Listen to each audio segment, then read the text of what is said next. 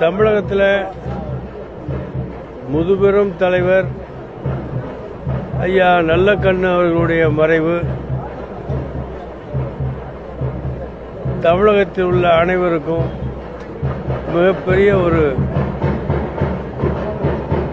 துன்பத்தை கொடுத்திருக்கிறது, துக்கத்தை கொடுத்திருக்கிறது. நீண்ட காலம் வாழ்ந்தாலும் மக்களுடைய நினைவுகளில் என்றென்று நிலைக்கக்கூடிய தலைவராக அவர் திகழ்ந்திருக்கிறார். அவர்களோடு பல்வேறு மாநாடுகளிலும் நிகழ்ச்சிகளிலும் கலந்து கொண்ட நினைவெல்லாம் வருகிறது.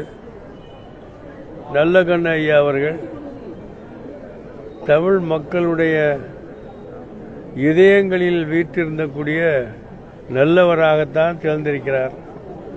அவரை யாரும் குறை சொல்லி நான் கேட்டதில்லை.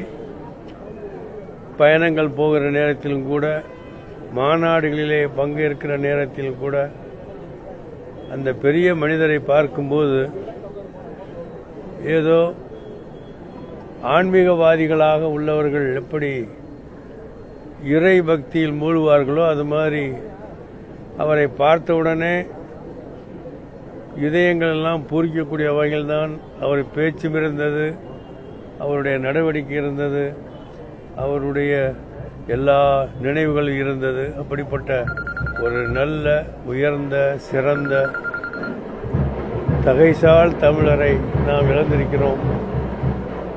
அவருடைய இழப்பால் வாடுகிற எனது அருமை கம்யூனிஸ்ட் கட்சி தோழர்களுக்கும் அவருடைய குடும்பத்தாருக்கும் இந்திய முஸ்லீம் லீகின் சார்பாக எங்களது ஆழ்ந்த இரங்கலையும் அனுதாபங்களையும் தெரிவித்துக் கொள்கிறோம்.